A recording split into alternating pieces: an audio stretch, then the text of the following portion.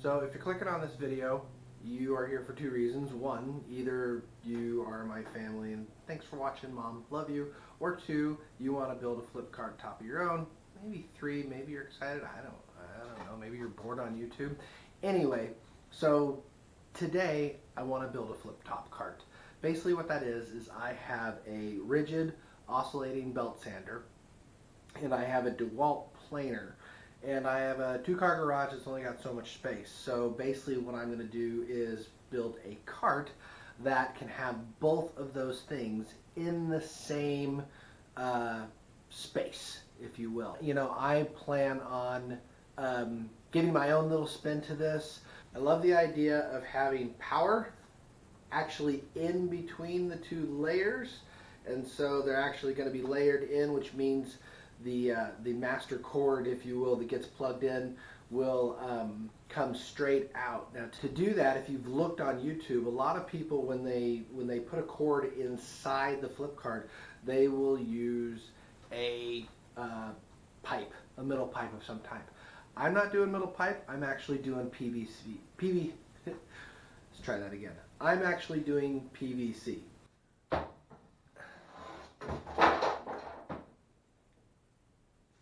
I think the PVC is definitely going to be strong enough, and here's the thing, when it's actually in its stationary spot, it's going to have additional supports in there, so the PVC, really much the only thing it needs to hold is the weight of the thing as it turns.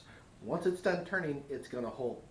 Other considerations that I really want, some of the really cool ones that I've seen have, a lot of them for structural support, have a drawer at the bottom. I still want a drawer at the bottom, still want that area at the top for the PVC flip part. And to do all that, basically what I want to do is I want to extend the wheels out. So I have these nice little locking casters, which work fantastic. I'm going to actually pop the casters out, which means my little spin on it is the DeWalt planer is going to get turned 90 degrees and you're actually going to have the casters sitting farther out than they normally would. That's essentially the idea, and ultimately we'll see if it works. And hopefully I know how to edit good enough so that that doesn't sound like an idiot. I think overall my voice was really high. Sure. Having said all that, like I say, it's going to be my little take on a flip top cart. Wish me luck. We'll see how this goes. Alright, well, first things first, I got to cut out a bunch of pieces. This is that time where I wish I had that track saw, but you know, a really good table saw will do too. So let's get to cutting. Let's tear down some wood.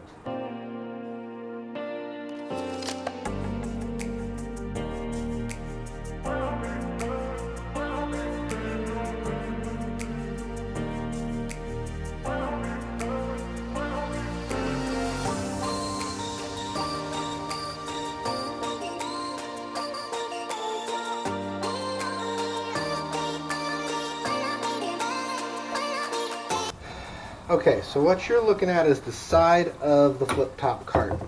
I'm actually going to be doing, Jesus, I can't even think of the name right now. Mortise and tenon, rabbit and dado. I'm going to cut a rabbit. Can I cut a dado? I'm going to cut a rabbit. Not mortise and tenon. I can't remember. I don't even know. I'm going to cut a groove. It's going to be a groove. Pretty sure it's a dado. I can't remember. Oh well. This will actually sit in 3/8 of an inch, and that will give this a little more structural support for the weight of the actual two sheets.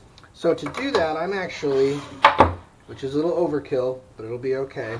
I can't decide if I'm going to double up or triple up. This is just a rough piece to give you an idea. So that'll still be a 1/2 inch clearance past the bottom and then still be able to switch. Here, so let's cut some dados. Let's cut some grooves.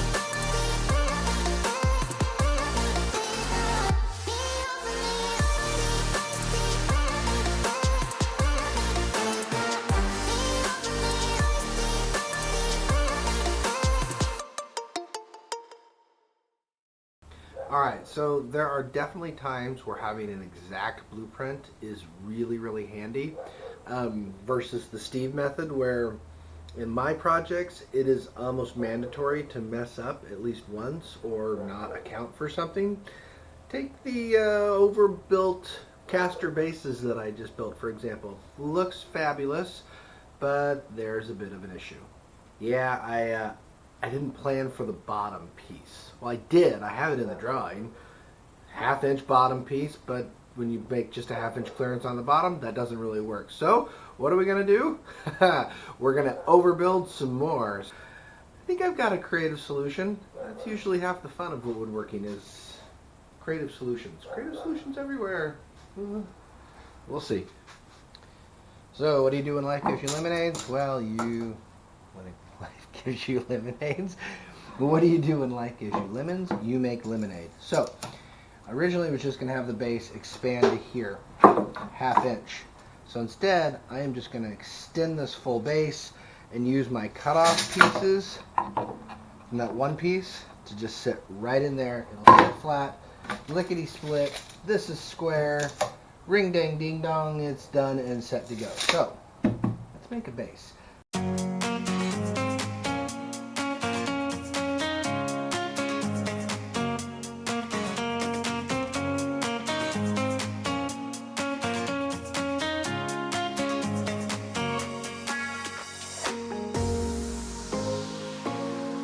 Sides and base are made.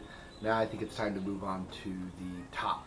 This is where we get to see if this actually will do what I hope it does. So let's take some measurements and make a flip top.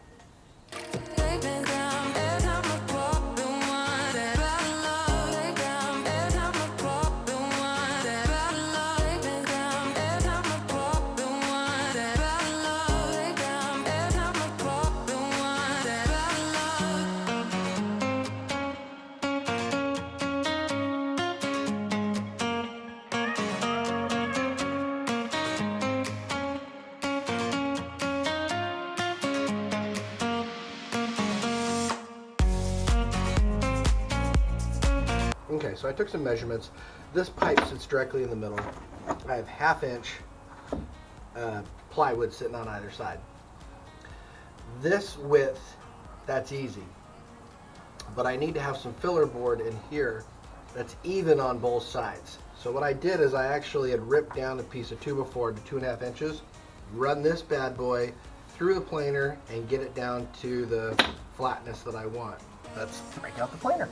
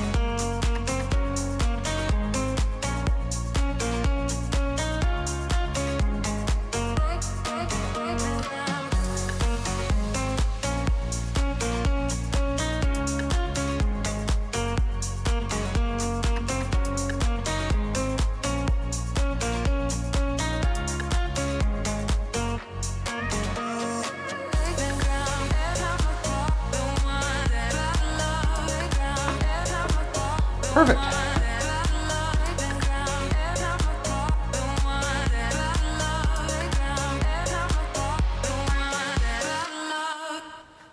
All right.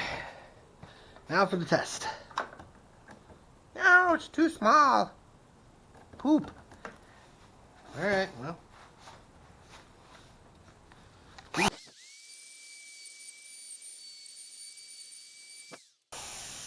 Well, it's ugly, but it'll not do. Get in there. Ah, so close yet so far away.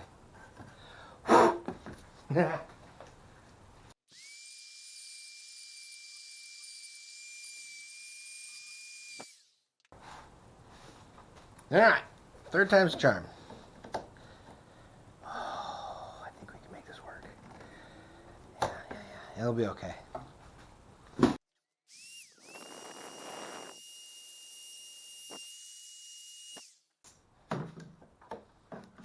Woohoo! You know that I'ma keep it cool. With you I feel like breaking rules. On the edge, looking out with no parachute. You know I'm dreaming about us two, playing around without a clue. On the edge, leaning out. With us it's all or nothing. Ooh, but guess I need more of you. Yeah, you can do a project 100 times or measure 1,000 times and still you kind of hold your breath every time. It works. It works. It actually works. So when I go through, I can actually put in the cord, which is really, really cool. I'm breathing a huge sigh of relief right now because it works. Hallelujah.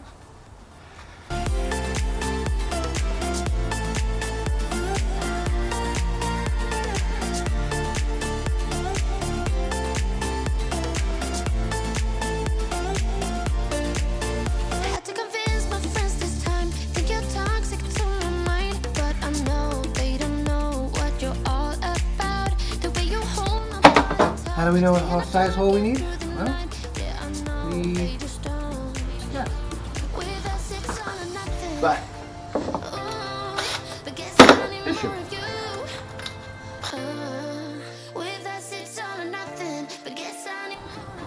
Quick tip: if you don't blast it all the way through, then it doesn't blow out and look awful on the other side.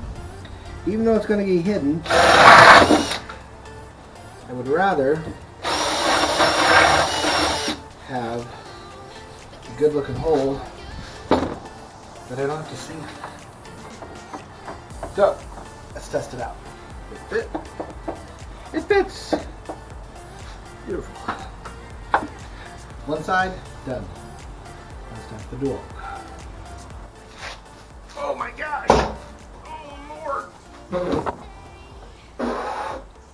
This is so much heavier than the friggin' oscillating sander.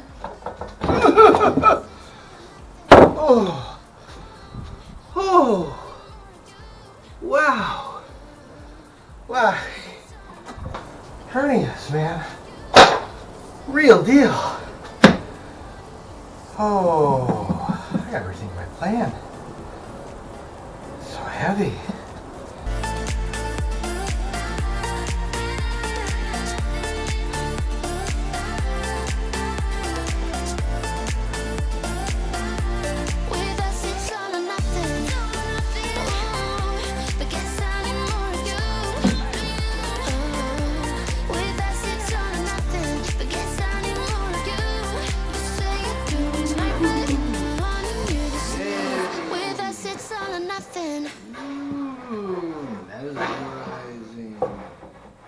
Okay, I'm to the point now where I've built basically the main assembly and the flip top itself.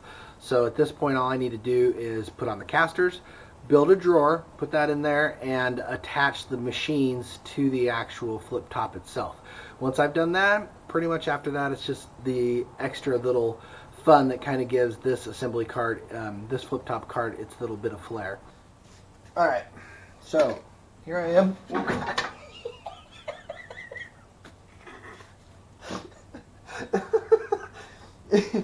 This flips, by the way, for anybody who didn't know that that is a flip top cart. It turns out, if you're not careful, you oh God, comedy of errors.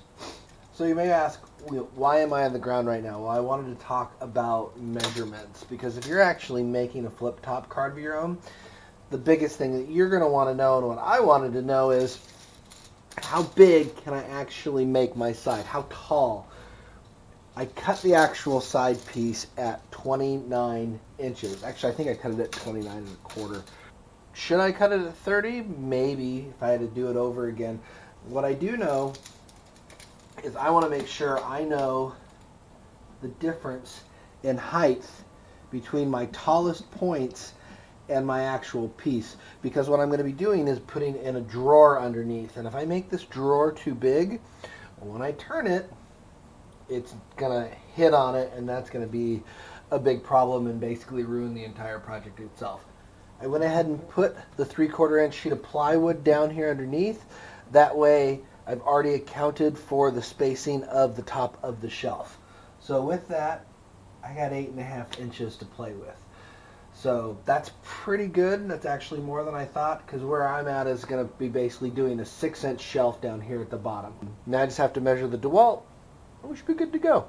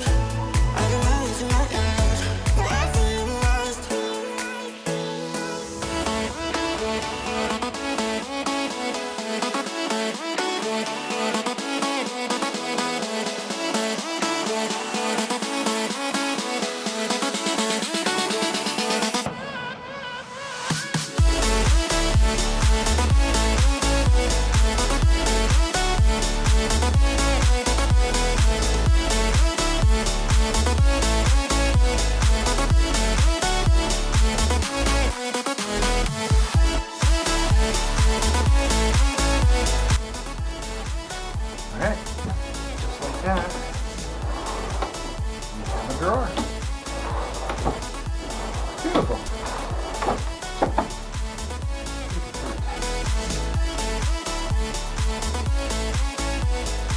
You gotta remember that wood expands and contracts, so we gotta leave a little bit of a gap. To do that, I think the easiest way is actually just to use simple playing cards. 3 or 4 cards on, as I drop them, 3 or 4 cards on either side. Should, oh yeah, 4 cards, perfect. Should give me the spacing I need to make sure it's centered on the drawer itself. I don't wanna save ya, don't wanna be strangers. Let me feel like you know what to do.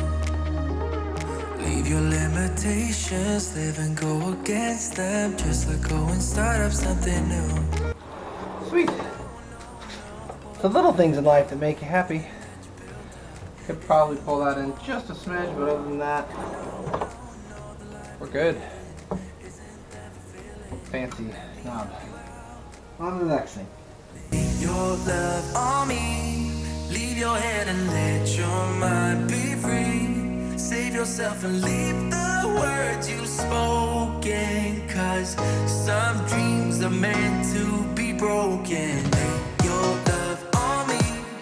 Leave your head and let your mind be free.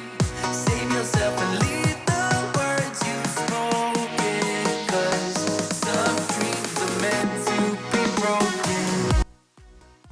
Okay, just put my own little personal touch on things. Nothing says overkill like a full walnut drawer handle, which is nice. All right, I'm going to talk real quick about the locking mechanism that's going to hold this flip top cart in place. I am going to have wooden dowels, 4 of them, 2 on each side, that are actually going to help distribute the weight.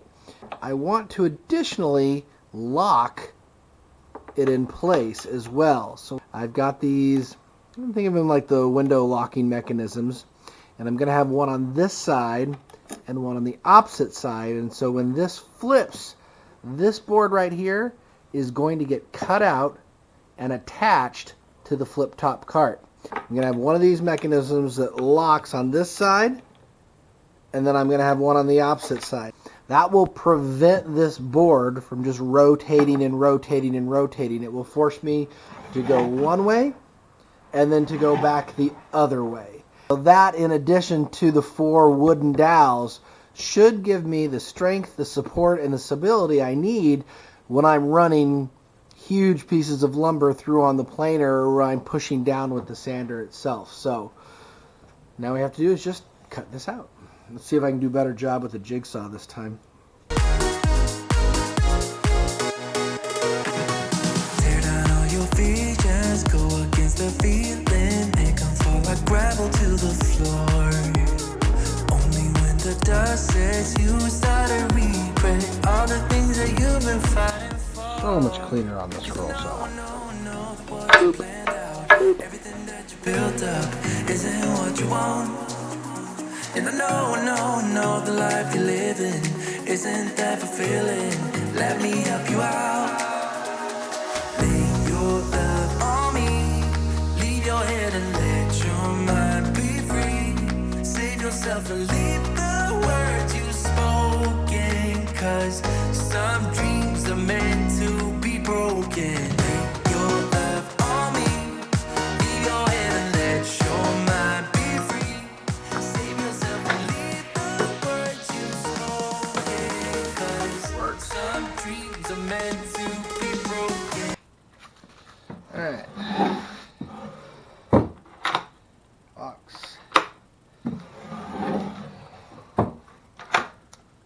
Box.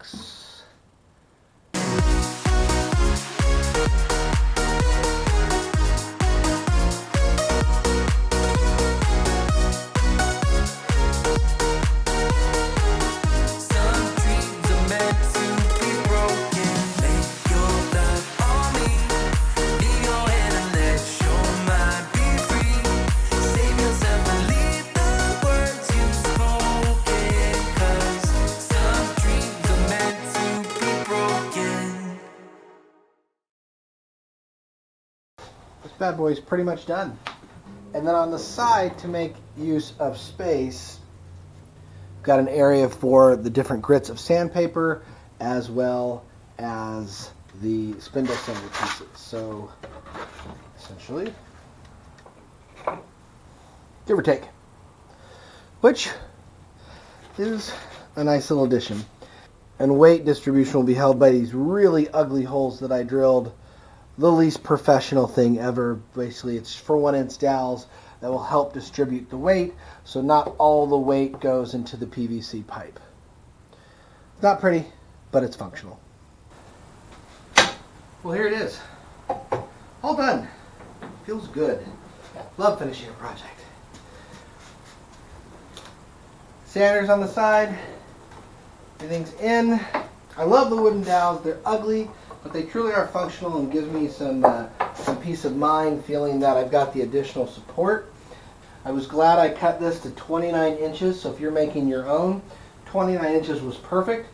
2.5 inches to fit the power cord in, power strip. That would be the bare minimum I would go. 2.5 inches was super tight, but it worked out perfectly with the bolts, being able to still get a socket in. So if you're doing this, I would definitely do it at least 2.5 inches, if not 3, and definitely use the 3/4 inch plywood. Got my covers, everything's good. It's to a good sanding height and still to a good height for when I'm doing my planing. Ah, there's the Allen wrench. Oh. And then, like I say, I can store all the other stuff in there, like the Allen wrench. And this project's done. Thank you for watching. If you made it to the end of this, seriously, thank you so much for staying in there and being patient with all of my stupidity and everything. And don't forget to hit the like button and maybe even subscribe, and you can see me make a fool of myself in future projects as well. Like I said, when all is said and done, this project's a wrap.